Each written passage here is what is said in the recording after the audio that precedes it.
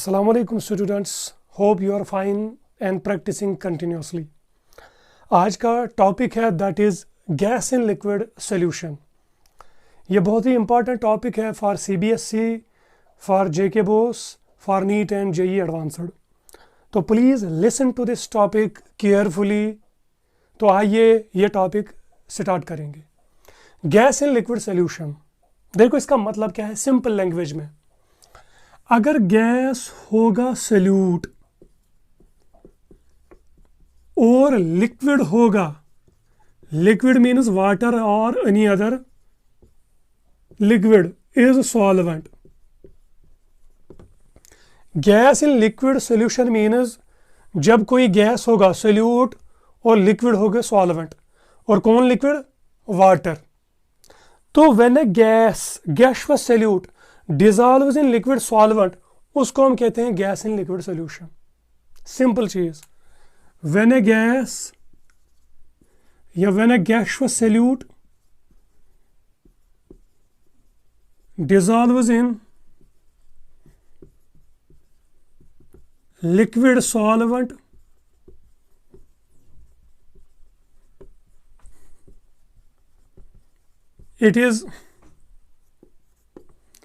it is gas in liquid solution. जब कोई gas dissolve होगा इन liquid solvent, that is called gas in liquid solution. यहां तक आया समझ में? लगभग सारे गैस डिजॉल्व होते हैं इन liquid solvent just like in water. अब कोई कम होगा डिजॉल्व या कोई ज्यादा होगा डिजॉल्व. लगभग सारे गैस, कोई भी गैस हो, हाइड्रोजन हो, ऑक्सीजन हो, अमोनिया हो, कोई भी गैस हो, these are soluble in liquid solvent. But कुछ गैसेस ज्यादा होंगे डिजॉल्व, कुछ होंगे कम. Almost all the gases are soluble in water. Almost all the gases are soluble in water or solvent, liquid solvent.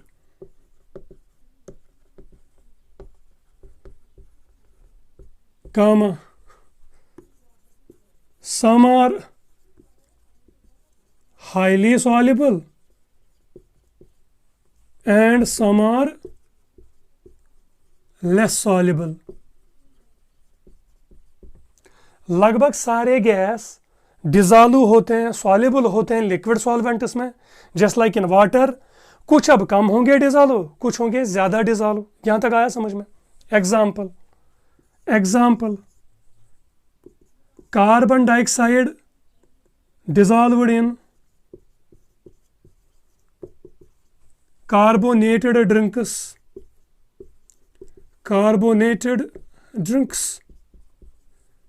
like Div, Coke, etc.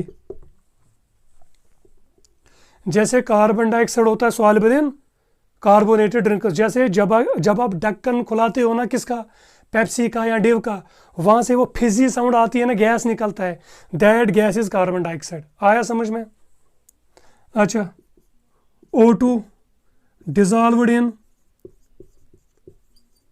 Water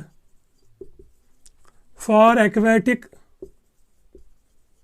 life. समझ आया? यहां तक आया समझ में? यानी जो वाटर होता है ना कैनल्स में, पॉन्ड्स में, उसमें भी ऑक्सीजन डिजॉल्व होता है, that is called dissolved oxygen. वो उसकी वजह से एक्वेटिक लाइफ पॉसिबल है. यहां तक आया समझ में? NH3 dissolved in aqueous solution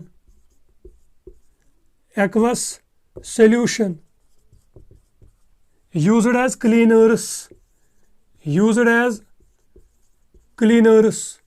जो हम घर में क्लीनर्स इस्तेमाल करते हैं उसमें क्या डिजॉल्व होता है? NH3. तो ये कुछ एग्जांपल्स हैं किसकी? Gas in liquid solution. तो सारे गैस सॉल्युबल होते हैं किसमें? लिक्विड सॉल्वेंट में. कुछ कम होते हैं, कुछ ज्यादा होते हैं. यहां तक आया समझ में? These are the examples. यहां तक स्क्रीनशॉट उठाओ.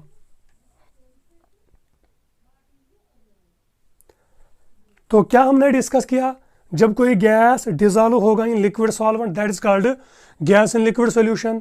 अब कोई गैस कम होगा सॉल्युबल, कोई ज़्यादा होगा सॉल्युबल, एग्जांपल्स हमने ये दी है। अब जब कोई गैस सॉल्युबल होगा किसमें, लिक्विड सॉल्वेंट में, उसकी सॉल्युबिलिटी को हम कैसे एक्सप्रेस करेंगे, उसकी सॉल्युबिलिटी को हम कैसे एक्सप्रेस करेंगे।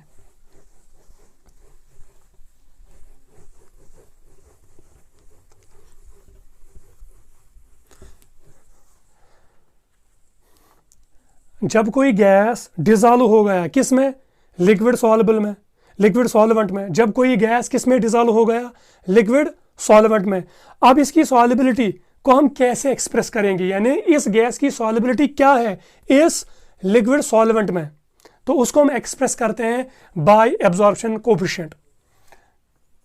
The solubility of a gas in a liquid solvent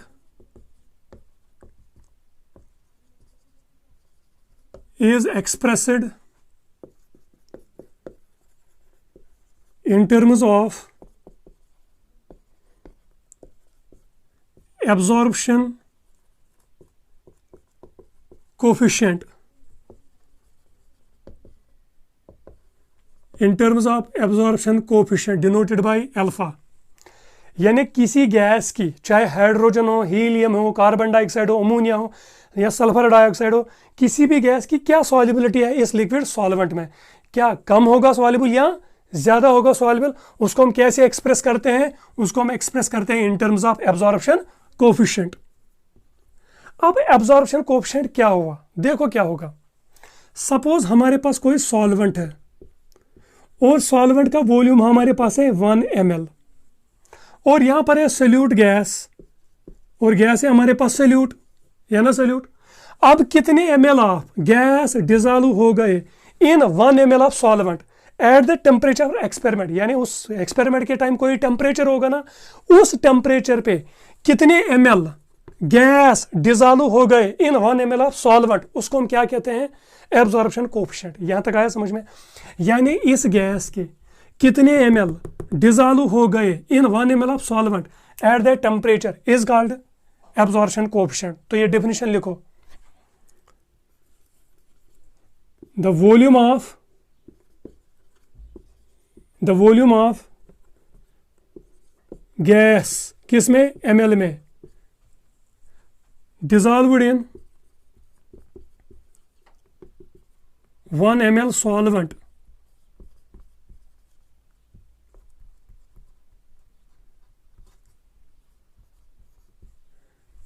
at the temperature of experiment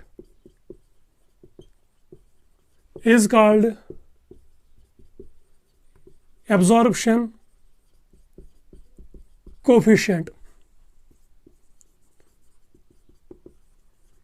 that is absorption coefficient हमेशा होता है अल्फा होता है बराबर V divide by VP। So this V is equal to volume of gas जो soluble हो गया, dissolve हो गया, this V is the volume of solvent,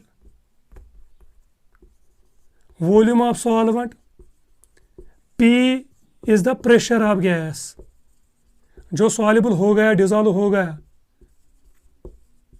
यहां तक आया समझ में, तो रिमेंबर दिस इक्वेशन, कोई भी गैस, यानी ये गैस है किस में डिजॉल्व होगा, 1 ml सॉल्वेंट में, यानी इसके कितने ml डिजॉल्व हो गए इन 1 ml ऑफ सॉल्वेंट, उसको हम क्या कहते हैं, एब्जॉर्प्शन कोफिशिएंट। यहां तक आया समझ में। तो एब्जॉर्प्शन कोफिशिएंट से हम क्या देखते हैं, solubility of a gas in a liquid solvent, और ये किसके बराबर है, V divide by VP। V क्या है, volume of gas, this V is the volume of solvent, P is the pressure of gas. यहां तक आया समझ में। अब ये जो solubility of a gas is expressed in terms of absorption coefficient, तो इस सॉल्युबिलिटी पे कौन कौन से फैक्टर्स इफेक्ट करते हैं, अब हम वो डिस्कस करेंगे।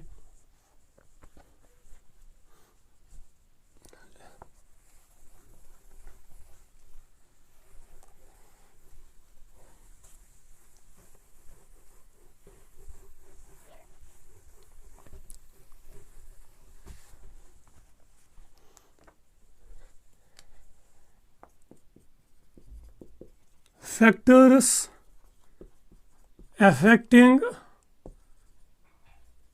solubility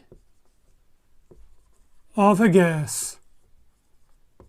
in liquid solvent. कौन कौन से फैक्टर्स उसको अफेक्ट करते हैं? पहला, nature of gas and solvent. Nature of gas and solvent, समझो पॉइंट को. ये जो गैस होता है ना, आपने गैसियस स्टेट में पढ़ा है कि सम गैसेस आर हाईली लिक्विफेबल और सम गैसेस आर लेस लिक्विफेबल, यही पढ़ा है ना. अब वहां से एक पॉइंट लेते हैं कि जो गैसेस हाईली लिक्विफेबल होते हैं, जो गैसेस इजीली लिक्विफाई होते हैं, वो सॉल्युबल होते हैं ज़्यादा किस में? लिक्विड सॉल्वेंट में, as compare to the less liquefied gases. यहां तक आया समझ में? सपोज मेरे पास गैस ए है और मेरे पास गैस बी है. अगर ये इजीली लिक्विफेबल है, इजीली लिक्विफेबल है, और यह है लेस लिक्विफेबल, तो ये गैस ज्यादा होगा soluble, more soluble in liquid solvent, और ये होगा लेस सॉल्युबल, ये होगा लेस सॉल्युबल. यहां तक आया समझ में? इन लिक्विड सॉल्वेंट. तो यहां से क्या पॉइंट मिला कि वो गैसेस जो हाईली लिक्विफेबल होंगे वो होंगे ज्यादा soluble in liquid solvent as compare to less liquefiable gases. यहां तक आया समझ में? तो लिखो ये पॉइंट.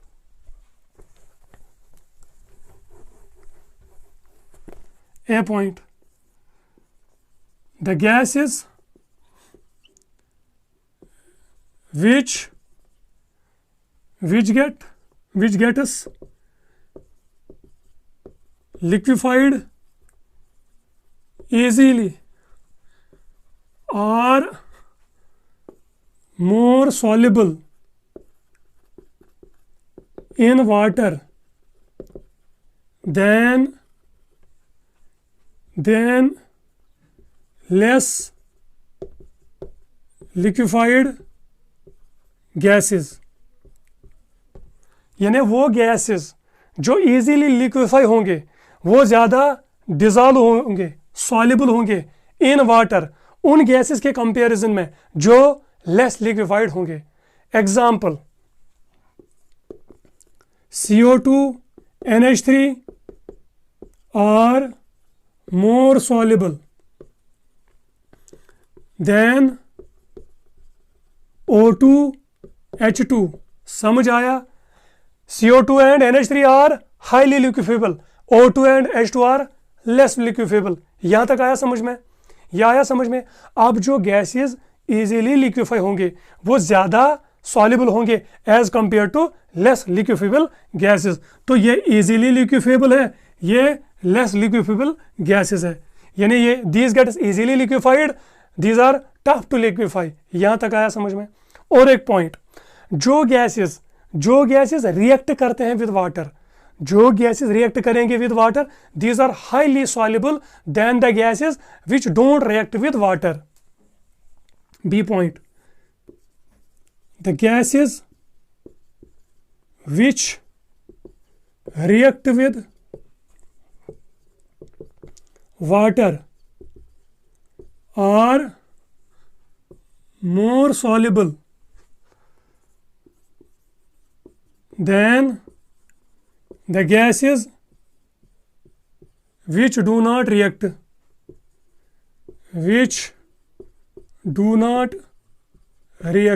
समझ आया? with the water.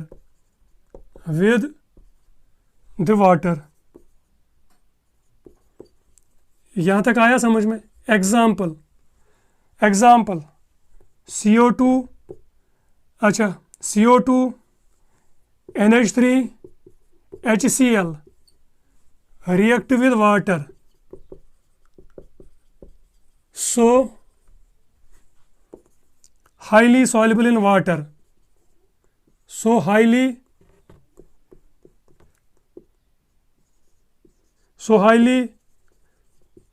soluble in water. यहां तक आया समझ में? यानी जो कार्बन डाइऑक्साइड है, अमोनिया है, HCl है, ये वाटर के साथ रिएक्ट करते हैं तो ये गैसेस हैं ज्यादा soluble in water. That is, देखो CO2 किस में डालेंगे? वाटर में, तो क्या देंगे? H2CO3 carbonic acid. इसी तरह NH3 किस में पुट करेंगे? वाटर में, क्या देंगे? NH4OH। यहां तक आया समझ में? अब यहां से पॉइंट समझो, देखो इजी, कि जो गैसेस इजीली लिक्विफाई होंगे वो ज़्यादा सॉल्युबल होंगे in water as compare to gases जो इजीली लिक्विफाई नहीं होंगे। दूसरा पॉइंट, जो गैसेस रिएक्ट करेंगे वाटर के साथ वो इजीली या वो हाईली सॉल्युबल होते हैं वाटर में as compare to the gases जो रिएक्ट नहीं करते हैं। Example H2O2 don't react with water, so these are less soluble in water. यहां तक आया समझ में? यहां तक स्क्रीनशॉट उठाओ।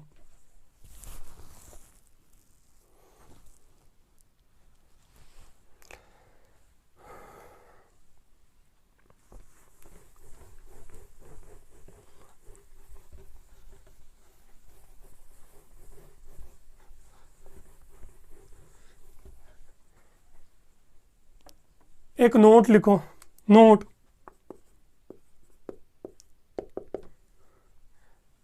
Changing the solvent changes the solubility of a gas in a liquid। यानी जब हम सॉल्वेंट चेंज करते हैं तो किसी गैस की सॉल्युबिलिटी भी चेंज होती है। For example O2 is less soluble in water. यहां पर O2 क्या है? गैस। किस में डिसॉल्व होगा? वाटर में। Water is solvent. अगर हम वाटर चेंज करेंगे, कोई और सॉल्वेंट लेंगे, तो इसकी सॉल्युबिलिटी क्या होगी? Change, so come. But O2 is more soluble in ethyl alcohol or blood। यहां तक आया समझ में? O2 है लेस सॉल्युबल, किस में? वाटर में। अगर हम सॉल्वेंट को चेंज करेंगे, अल्कोहल लाएंगे या लाएंगे ब्लड, तो O2 ज्यादा सॉल्युबल होगा, किस में? इथाइल अल्कोहल में as well as in blood. यहां तक आया समझ में? इसको नोट करो। कहां से हमने स्टार्ट किया?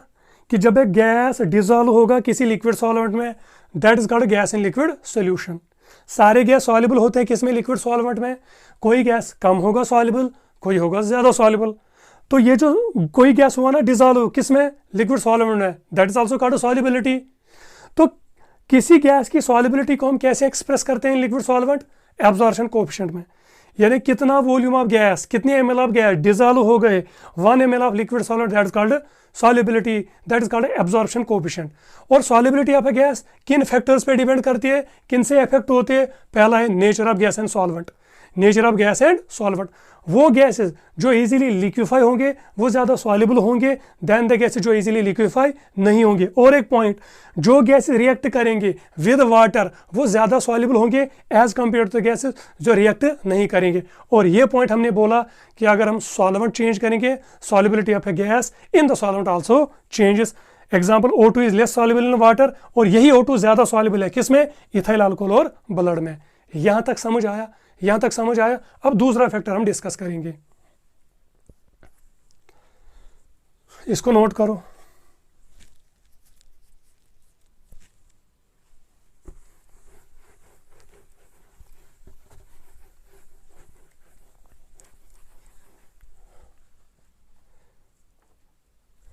दूसरा point,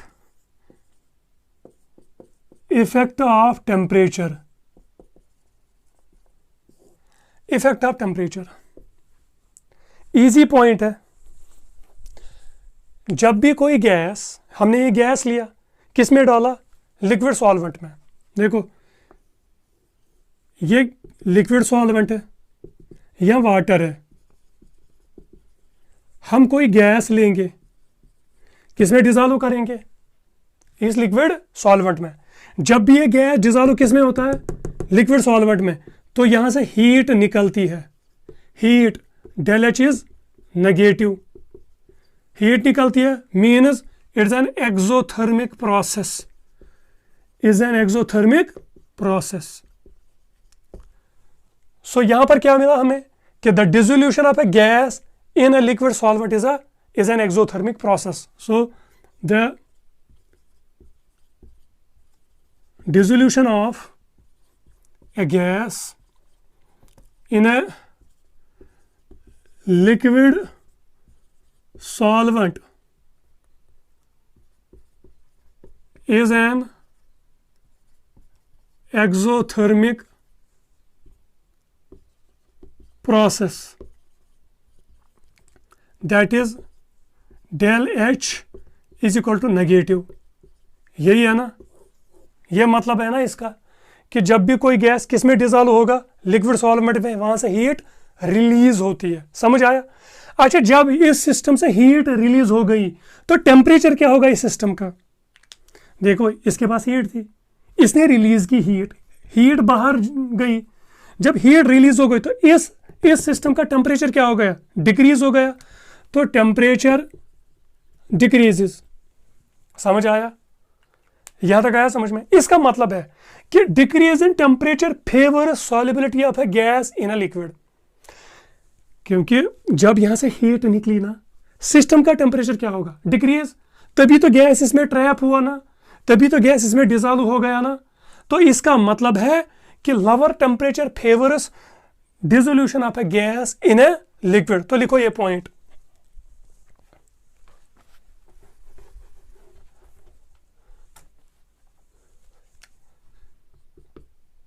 lower temperature favors dissolution of gas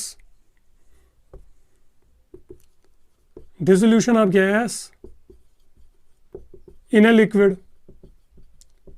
यहां तक आया समझ में? क्योंकि इसने हीट रिलीज की, डेल एच इज नेगेटिव, तो इसका मतलब है टेम्परेचर क्या हुआ? डिक्रीज सिस्टम का। तो इसका मतलब है जितना कम टेम्परेचर होगा इस सिस्टम का, उतना गैस क्या होगा? डिसॉल्व। यहां तक आया समझ में? यहां तक आया समझ में?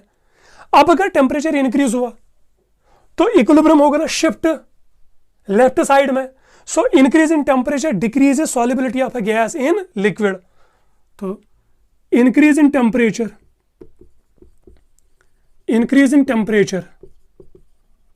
decreases solubility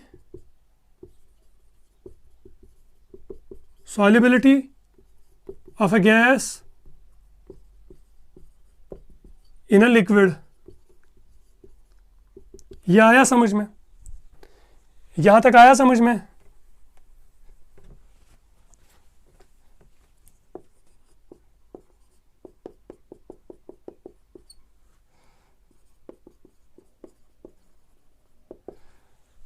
अब समझो पॉइंट को।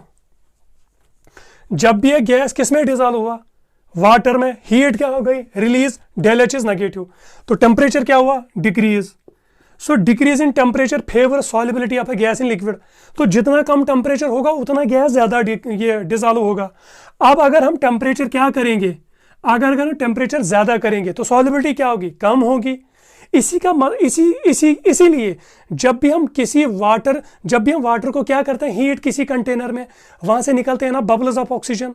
आया समझ में? तो वहां से गैस क्या होती है? रिलीज। यहां तक आया समझ में? So that is why bubbles of air comes out of water when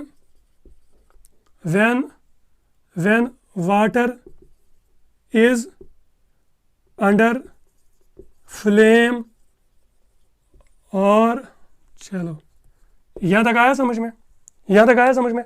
जब भी हम वाटर को फ्लेम देते हैं या जब भी हम वाटर को वार्म करते हैं तो वहां से क्या निकलते हैं? बबल्स ऑफ एयर, वो बाहर निकलते हैं ना। इसका मतलब है solubility of gas decreases with increase in temperature. यहां तक आया समझ में? तो simple point, increase in temperature decreases solubility of a gas in liquid solvent. तो increase in temperature decrease solubility of a gas in liquid solvent. क्यों? क्योंकि dissolution of a gas in water is an exothermic process. ये है ना. और system क्या चाहता है? टेम्परेचर कम करना, मगर अगर टेम्परेचर ज्यादा करेंगे तो सॉल्युबिलिटी कम होगी. And this is the reason, यही रीजन है फॉर थर्मल पोल्यूशन. यही रीजन है for thermal pollution. It is the reason for thermal pollution. यहां तक आया समझ में?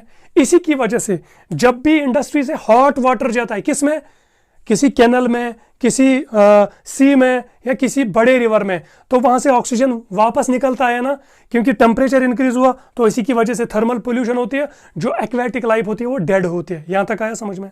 So this is the cause of thermal pollution.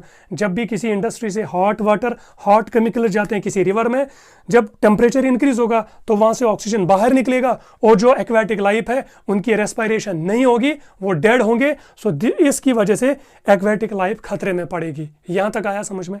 यहां तक आया समझ. और एक चीज, जब भी टेम्परेचर डिक्रीज होगा, क्योंकि lower temperature favour dissolution of a gas in liquid, तो जितना टेम्परेचर डिक्रीज होगा उतना गैस होगा ना ज्यादा डिसॉल्व किस में? लिक्विड सॉल्वेंट में होगा ना. तो जब भी टेम्परेचर क्या होगा? डिक्रीज, सॉल्युबिलिटी क्या होगी? Solubility of gas in liquid increases. यही होगा ना. जब भी टेम्परेचर डिक्रीज होगा, solubility of gas in liquid increases, तो ज्यादा गैस होगा सॉल्युबल. इसी की वजह से you prefer a chilled Coke. That is why chilled Coke और Dew is preferred over warm one. यहां तक आया समझ में? इसलिए जब आप दुकानदार के पास जाते हो और क्या कहते हो कि uncle just give a chilled due और ए चिल्ड कोक और चिल्ड पेप्सी. क्यों? क्योंकि उसका टेम्परेचर कम है तो सॉल्युबिलिटी ऑफ कार्बन डाइऑक्साइड उसमें ज्यादा होगा, तो आपको ज्यादा मजा आएगा. आया समझ में? इसलिए आप वार्म कोक नहीं पीते हो. यहां तक आया समझ में? यह आया समझ में? इसका स्क्रीनशॉट उठाओ.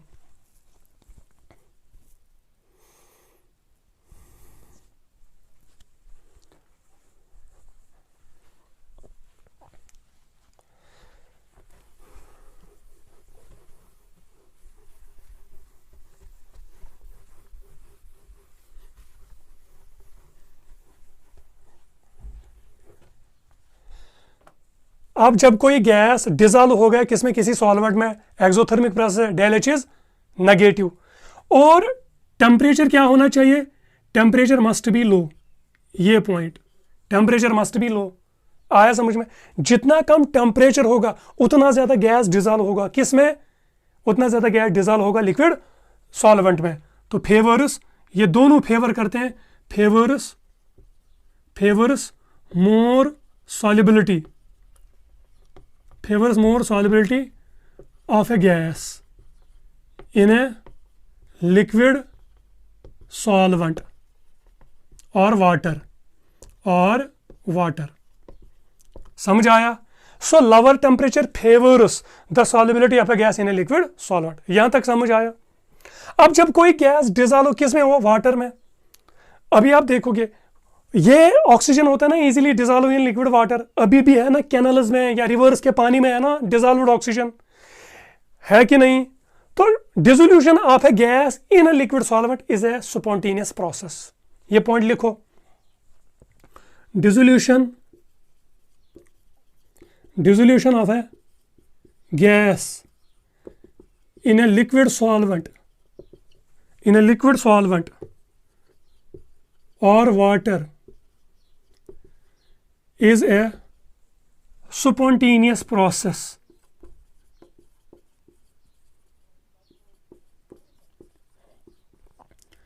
एग्जाम्पल, जो भी ऑक्सीजन है वाटर में, इन द रिवर वाटर और पॉन्ड वाटर, उसमें वो खुद ब खुद डिसॉल्व हो गया है ना. वो ऑक्सीजन उस वाटर में खुद ब खुद हुआ ना डिसॉल्व। जो प्रोसेस खुद ब खुद होगी, इट सेल्फ होगी, that is a spontaneous process.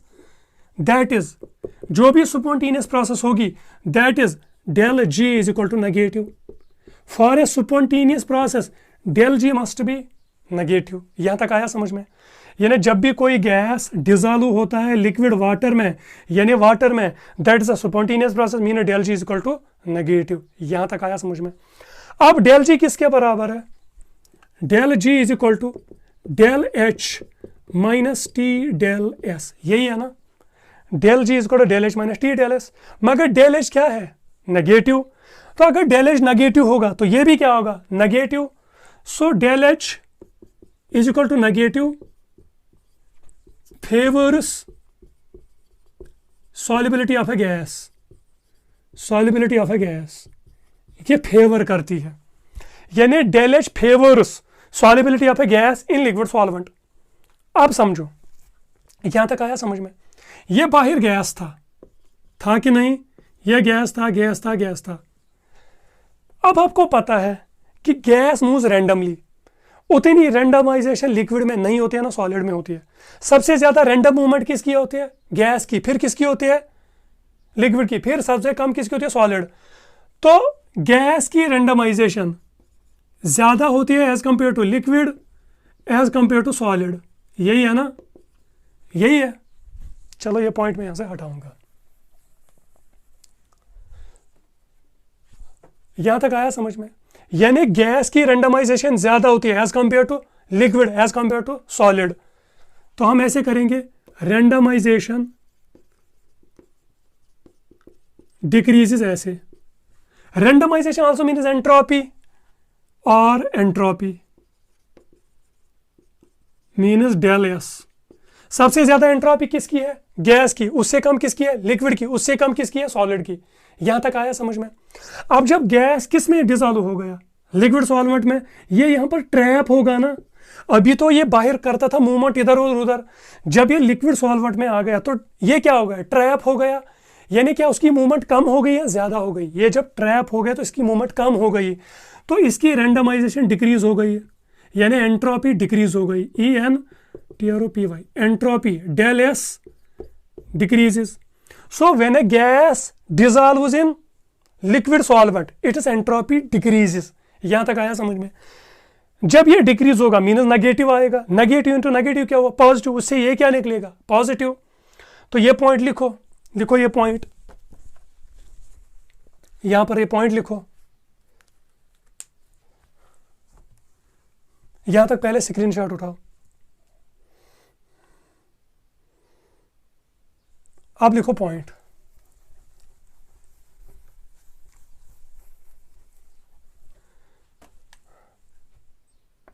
When a gas dissolves in water,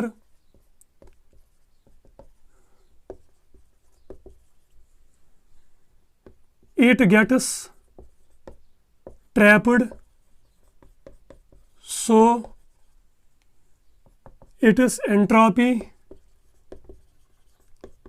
decreases. समझ आया? That is del S is equal to negative. अब आया समझ में? यहां पर del H भी है नेगेटिव, है कि नहीं? और del S भी क्या है? नेगेटिव। यह है ना एक्सोथर्मिक प्रोसेस। Exothermic process. देखो, जब भी कोई गैस डिसॉल्व होता है किसमें? किसी लिक्विड में, तो वहां से हीट निकलती है, mean del H is negative, it's an exothermic process. मगर ये गैस किसमें ट्रैप हो गया? लिक्विड में, तो del S इज नेगेटिव, क्योंकि इसकी एंट्रोपी डिक्रीज हो गई ना। मगर del G क्या निकलना चाहिए? नेगेटिव, तभी ये प्रोसेस बनेगी ना स्पॉन्टेनियस। del H तो ऑलरेडी है नेगेटिव। अब del S भी क्या बना? नेगेटिव, क्योंकि ये ट्रैप हुआ ना इसमें। सो नेगेटिव इंटू नेगेटिव क्या हो? पॉजिटिव।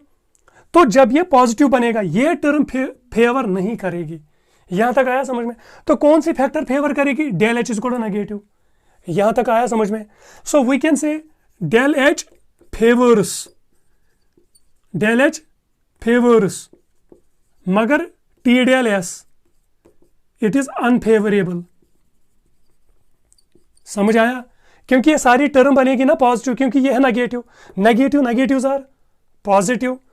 यहां तक आया समझ में? ये ऑलरेडी नेगेटिव है, अगर ये अब नेगेटिव ज्यादा होगा, ये कम पॉजिटिव होगा, तो टोटल टर्म क्या निकलेगी? नेगेटिव। देखो ये ऑलरेडी नेगेटिव है, del H is negative, exothermic process, del S बनाना negative, negative negative are positive, तो अब ये टर्म पॉजिटिव बन गई, ये है ना नेगेटिव। आया समझ में? अब देखो ये टर्म है नेगेटिव, ये टर्म बन गई पॉजिटिव, मगर डेल जी क्या आना चाहिए? नेगेटिव। ये डेल जी तब नेगेटिव आएगा जब ये नेगेटिव ज्यादा होगा देन दिस पॉजिटिव। आया समझ में? तो इसका मतलब है del H must be greater than del S. तो for solubility of a gas in water क्या होना चाहिए? Del H must be greater than del S. ये पॉइंट याद रखो। यहां तक आया समझ में? यानी जब ये बनेगा ज्यादा नेगेटिव, ये सारी टर्म बनेगी ना पॉजिटिव, क्योंकि del S is negative, negative negative are positive, ये सारी टर्म आएगी ना पॉजिटिव, ये सारी टर्म आएगी पॉजिटिव, माइनस ये सारी टर्म क्या आएगी?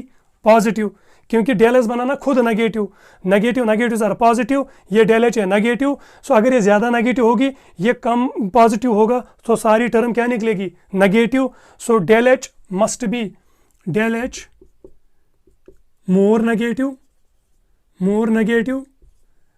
तो T del S less positive than del G becomes negative. यह आया समझ में? यह आया समझ में? तो यहां तक स्क्रीनशॉट उठाओ।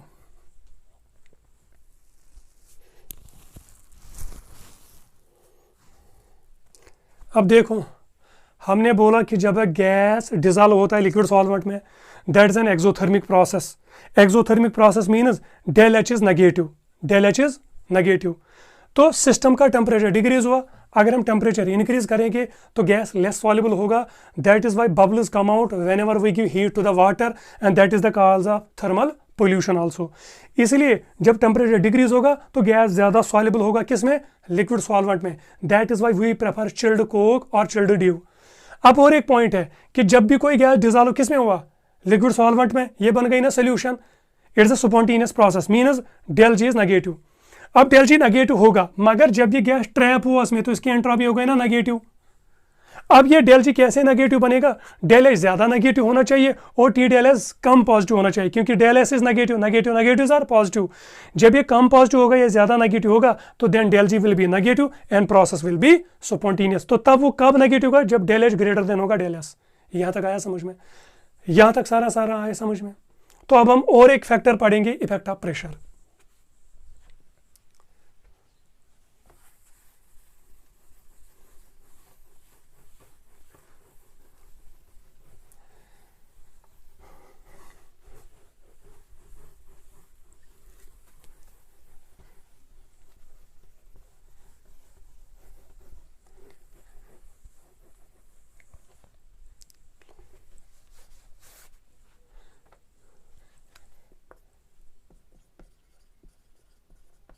Effect of pressure. देखो, जब भी आप किसी भी ड्यू के कंटेनर को लो या कोक के कंटेनर को लो, जब आप ढक्कन खुलाते हैं वहां से गैस निकलता है ना, है कि नहीं? When ever you open a बोतल ऑफ ड्यू और अ कोक, वहां से क्या निकलता है? गैस। इसका मतलब है जब तक ढक्कन था तब तक था ना ज्यादा प्रेशर, था कि नहीं? So under high pressure gas get soluble in water easily. यहां तक आया समझ में? यदि high pressure favours more solubility of a gas in a liquid. यहां तक आया समझ में? और इस इफेक्ट को डिस्कस किया है हेनरी ने। किसने? तो लिखो, the effect of pressure on the solubility of a gas in a liquid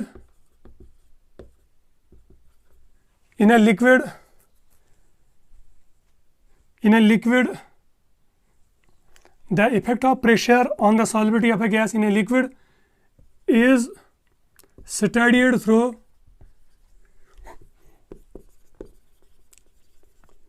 Henrys law, Henry's law, very important point. जब भी हमें किसी गैस की सॉल्युबिलिटी देखनी है in a liquid solvent by changing pressure, तो हम किसको डिस्कस करेंगे? हेनरी लॉ को। यहां तक आया समझ में? अभी हमने डिस्कस किया कि अगर हम कोई गैस लाएंगे किस में डिसॉल्व करेंगे? लिक्विड सॉल्वेंट में।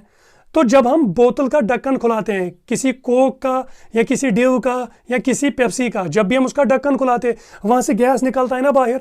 इसका मतलब है जब तक ढक्कन था तब तक गैस सॉल्युबल था इन लिक्विड सॉल्वेंट। तो जब प्रेशर रिलीज हुआ तो solubility of a gas also decreases. यहां तक आया समझ में? यहां तक आया समझ में? ये पॉइंट याद रखो। ये पॉइंट याद रखो, नोट में लिखो ये point. High pressure favours solubility of a gas in a liquid solvent और वाटर। ये पॉइंट याद रखो। High pressure favours solubility of a gas in a liquid solvent. So जब आप ढक्कन ओपन करते हो ना, किसका? जब आप ढक्कन ओपन करते हो कोक का, यानी बोतल ऑफ कोक या बोतल ऑफ ड्यू, तो वहां से गैस वापस निकलती है, वो अनडिजॉल्व होती है। यहां तक आया समझ में? यहां तक आया समझ में? अब देखो, जितना प्रेशर ज्यादा होगा उतनी सॉल्युबिलिटी इंक्रीज होगी ना। तो यही कहता है हेनरी, यही कहता है हेनरी। तो लिखो, ये खाली एक गैस के लिए भी हम डिस्कस कर रहे हैं। For a single gas in a liquid, for a single gas in a liquid क्या कहते हैं? For a single gas in a liquid. देखो हेनरी ले क्या बोलेगा, फॉर ए पॉइंट इसका, for a single gas in a liquid. एक gas होगा, हम किस में डिसॉल्व करेंगे? लिक्विड सॉल्वेंट में। अगर प्रेशर ज्यादा होगा तो उसकी सॉल्युबिलिटी भी क्या होगी? ज्यादा होगी। यहां तक आया समझ में? यहां तक आया समझ में? तो लिखो, the solubility according to Henry's law, the solubility of a gas in a liquid is directly proportional to its pressure at constant temperature, eight constant temperature. उस वक्त टेम्परेचर कांस्टेंट रहना चाहिए। यहां तक आया समझ में? यहां तक आया समझ में? यहां तक आया समझ में? The solubility of a gas in a liquid is directly proportional to its pressure at constant temperature, यानी to its pressure over the solution भी लिख सकते हैं। यहां तक आया समझ में? अगर solubility of a gas is actually the mass of the gas dissolved in per unit volume of a liquid। देखो, solubility of a gas in liquid solvent is directly proportional to pressure। अगर हम solubility को कैसे express करेंगे? mass per unit volume, यानी mass of a gas dissolved in per unit volume of a liquid। तो तब क्या होगा? देखो, if solubility is expressed as mass of gas है हम dissolved in per unit volume of liquid, then क्या होगा? m directly proportional to pressure. क्योंकि अभी m क्या करती है? m एक्सप्रेसेस द सॉल्युबिलिटी, यानी solubility is expressed as mass of gas dissolved in, if solubility of a gas, if solubility is expressed as mass of gas dissolved in per unit volume of liquid, then m is directly proportional to p, यानी solubility ज्यादा होगी अगर pressure ज्यादा होगा। यहां तक आया समझ में?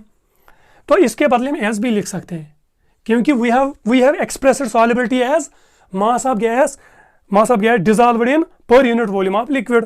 आप s बोलो या m बोलो, डायरेक्टली प्रोपोर्शनल टू p। तो एस और M is equal to K P. यहां तक आया समझ में? तो अगर प्रेशर ज्यादा होगा तो मास of gas dissolved in liquid water is also ज्यादा, यानी सॉल्युबिलिटी इज ज्यादा। यहां तक आया समझ में?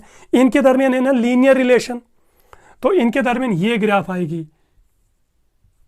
यहां पर है मास ऑफ गैस और यहां पर है प्रेशर ऑफ गैस, तो इनके दरमियान एक लीनियर लाइन आएगी।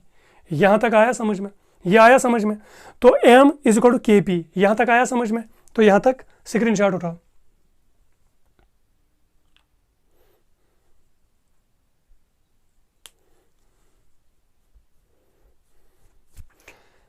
यहां तक आया समझ में? ये आया समझ में? अब आगे चलते हैं।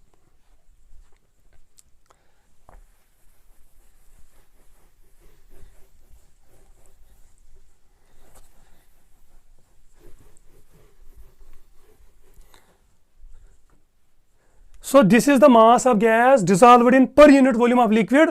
It is directly proportional to pressure. तो m is equal to kp या और s is equal to kp, ये लिख सकते हैं ना। अगर हमें एक प्रेशर पे सॉल्युबिलिटी पता है, अगर हमें एक प्रेशर पे सॉल्युबिलिटी पता है तो दूसरे प्रेशर पे भी हम निकाल सकते हैं ना। कैसे? हम ऐसे लिख सकते हैं ना, m1 is equal to K P one, क्योंकि m is equal to K P या s is equal to K P. So m1 is equal to K P one, m2 is equal to K P two. लिख सकते हैं ना, लिख सकते हैं ना। Dividing first and second, dividing first and second, dividing first by second, we get, क्या लिख सकते हैं, m1 by m2 is equal to के होगा ना कैंसल, p1 बाई p2। इसका मतलब है अगर हमें सॉल्युबिलिटी पता होगी एट प्रेशर P1 तो एट प्रेशर P2 हमें और एक सॉल्युबिलिटी निकलेगी ना। यहां तक आया समझ में? तो अगर हमें प्रेशर P1 पे सॉल्युबिलिटी पता है, प्रेशर P2 पे कितनी सॉल्युबिलिटी होगी वो हम निकाल सकते हैं ना। तो इस इक्वेशन से हम सॉल्युबिलिटी एट अनदर प्रेशर भी निकाल सकते हैं of a single gas under different conditions of pressure. यहां तक आया समझ में? This is for a single gas in a liquid. यहां तक स्क्रीनशॉट उठाओ। अब अगर 2-3 गैसेस होंगे डिजॉल्व्ड इन वाटर, अगर 2-3 गैसेस होंगे डिजॉल्व्ड इन वाटर यानी not for a single gas, तो देखो तब क्या हम करते हैं। यहां तक तो समझ आया?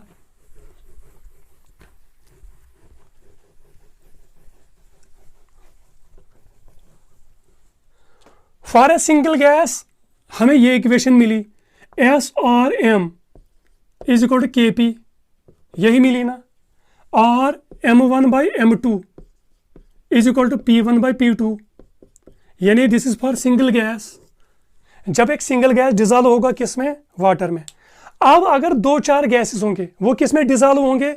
वाटर में। और ये गैसेस नॉन रिएक्टिंग होंगे। ये गैसेस क्या होंगे? Non reacting. तब हम प्रेशर ऑफ गैस नहीं लेते हैं, तब हम लेते हैं पार्शियल प्रेशर ऑफ गैस। और तब हम m नहीं लेते, तब m के बदले हम क्या लेते हैं? Mole fraction. यहां तक आया समझ में? क्या लेते हैं? Mole fraction. क्यों? क्योंकि it's a mixture of gases that is soluble in a liquid. तो तब हम क्या करते हैं? लिखो, for more than one gas, for more than one non reacting gases, हमेशा हेनरीज लॉ के लिए क्या होने, देखो ये हमने हेनरीज लॉ निकाला for a single gas in a liquid solvent. हमने बोला था कि solubility of a gas m और s, solubility of a gas is directly proportional to pressure. ये m क्या है? It is the mass of gas dissolved in unit volume of liquid. Discuss किया ना अभी। और यहां से क्या निकाला? इसी इक्वेशन से हमने क्या निकाला? m1 by m2 is equal to p1 by p2, या s1 by s2 is equal to p1 by p2। यानी m1 is solubility of gas at p1 और p2 पे क्या सॉल्युबिलिटी होगी वो हम यहां से निकाल सकते हैं। यहां तक आया समझ में? अब हेनरीज लॉ किसके लिए है? For more than one non reacting gases के लिए। For more than one non reacting gases, ये था Henry's law for single gas. अब देखो हमारे पास सॉल्वेंट है, लिक्विड सॉल्वेंट। हम इसमें गैस ए डिसॉल्व करेंगे और गैस बी करेंगे डिजॉल्व। आया समझ में? मगर ये दोनों गैसेस क्या होने चाहिए? Non reacting gases, more than one non reacting gases. आया समझ में? ना गैस ए इसके साथ रिएक्ट करना चाहिए ना गैस बी, तभी इस पे हेनरीज लॉ अप्लाई होता है। यानी हेनरीज लॉ तब अप्लाई होता है when the gas is non reacting. ये पॉइंट याद रखो। अच्छा, गैस इसमें डिजॉल्व होगा तो इसमें होंगे ना इसके मोल्स Na, गैस भी इसमें डिजॉल्व होगा तो इसके मोल्स होंगे ना Nb। और हमने कंसंट्रेशन टर्म्स में डिफाइन किया था कि जब more than one two components होंगे, क्योंकि इसमें वाटर भी है ना, सॉल्वेंट भी है ना, number of moles of water, तो जब मोर देन टू कंपोनेंट्स होंगे इन सोल्यूशन में तब हम मोल फ्रैक्शन लेते हैं, कंसंट्रेशन टर्म। यहां तक आया समझ में?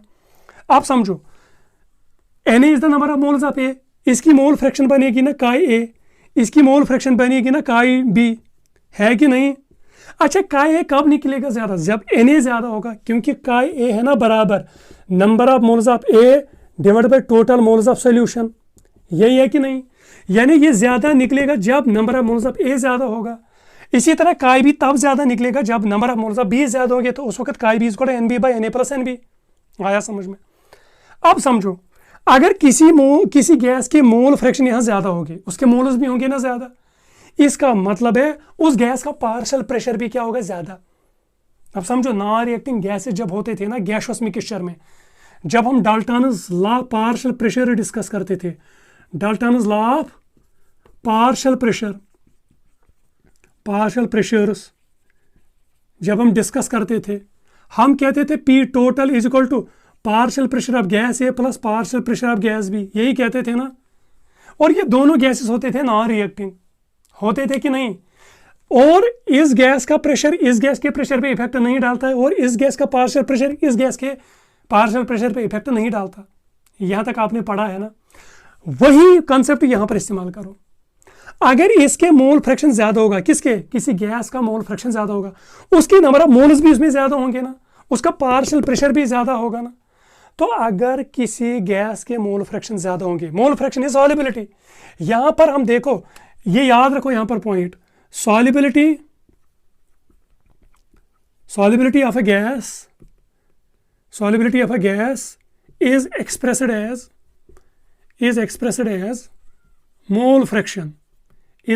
as mole fraction, यहां पर पॉइंट याद रखो, is expressed as mole fraction। यहां पर हम सॉल्युबिलिटी क्या एक्सप्रेस करते थे? मास of gas dissolved in unit volume. यहां पर हम सॉल्युबिलिटी को कैसे एक्सप्रेस करते हैं? In terms of mole fraction. अगर किसी गैस के मोल फ्रैक्शन ज्यादा होंगे, यानी number of moles of gas ज्यादा होंगे, तो उसका पार्शियल प्रेशर भी क्या होगा? ज्यादा। जितने उसके गैस मॉलिक्यूल्स होंगे, जितने उसके मोल ज्यादा होंगे, उसका पार्शियल प्रेशर भी होगा ना ज्यादा। जितने उसके मोल ज्यादा होंगे किसी गैस के, उसका मोल फ्रैक्शन भी ज्यादा होगा। जितना उसका मोल फ्रैक्शन ज्यादा, उसका पार्शियल प्रेशर भी क्या होगा? ज्यादा। यही है Henry's law for more than one non reacting gases. तो लिखो,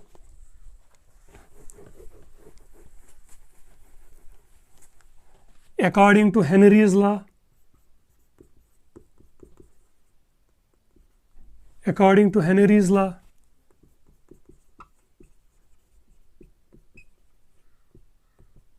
the mole fraction, यहां पर मोल फ्रैक्शन क्या है? Solubility.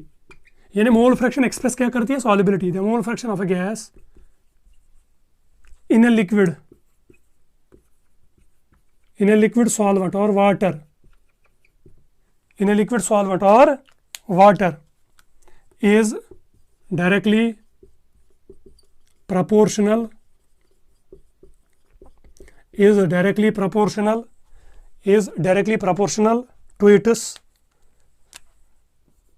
to its partial pressure।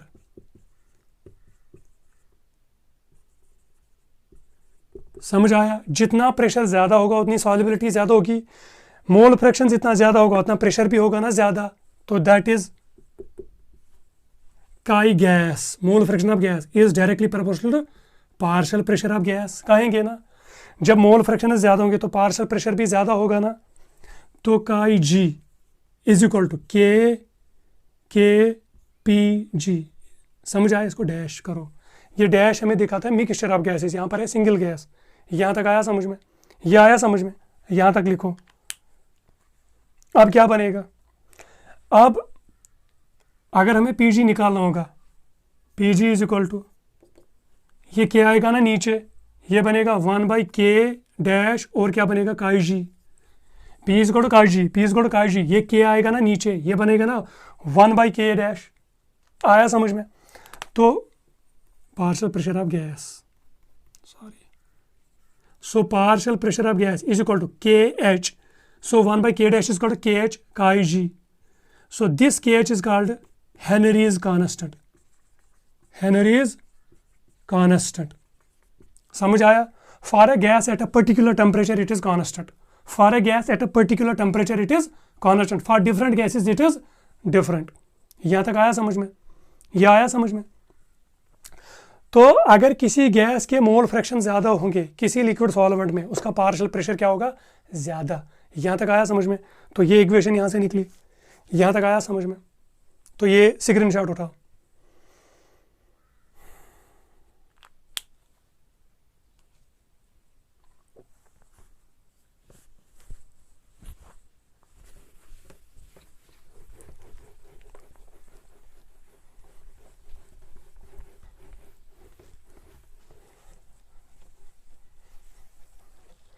अब आया यहाँ तक समझ?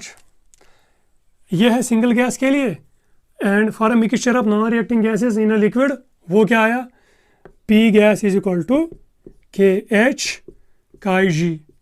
तो लिखो K H is constant for a gas at a particular temperature.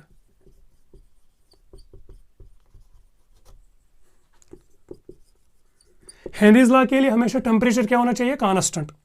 आया समझ? अच्छा, के H is different for different gases. यहां तक आया समझ में? लिखो, यहां तक उठाओ screenshot.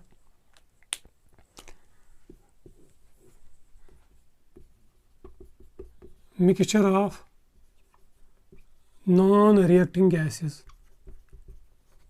in a solution of non-reacting gases। यहां तक आया सारा समझ? लिखो,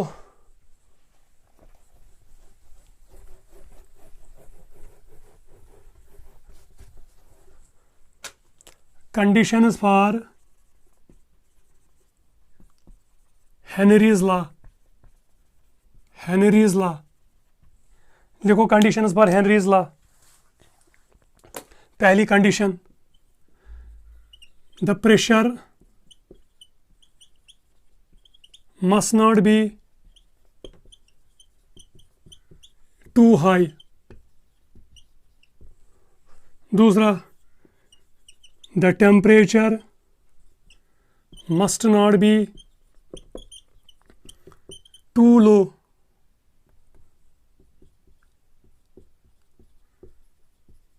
आया समझ में? अगर प्रेशर ज़्यादा होगा टेम्परेचर कम होगा तो सॉल्युबिलिटी ज़्यादा होगी ना, तो ऐसा नहीं होना चाहिए, नॉर्मल टेम्परेचर एंड प्रेशर होना चाहिए। तीसरा, gases must not react with the solvent, वो सॉल्वेंट के साथ रिएक्ट नहीं करना चाहिए। समझ आया? यानी CO2 NH3 HCl react with water, react with water, तो इस पे हेनरीज लॉ अप्लाई नहीं होगा। यहाँ तक आया समझ में? और एक पॉइंट ये याद रखो।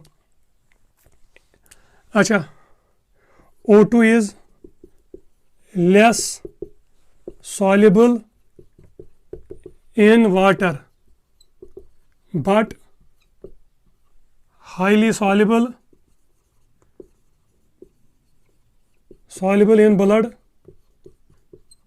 because of hemoglobin. So Hb 4 times O2 gives us HbO2 whole times 4. तो जब ये ज़्यादा सॉल्युबल होगा इस पे हेनरीज लॉ अप्लाई नहीं होता, does not obey Henry's law.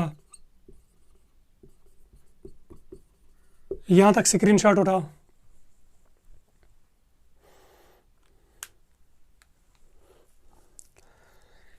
यहां तक सारा आया समझ में? You get this? अब हेनरीज लॉ को आगे कंटिन्यू करेंगे, इसकी एप्लीकेशंस और उस पर न्यूमेरिकल्स करेंगे in next lecture. Till then bye, take care of your self.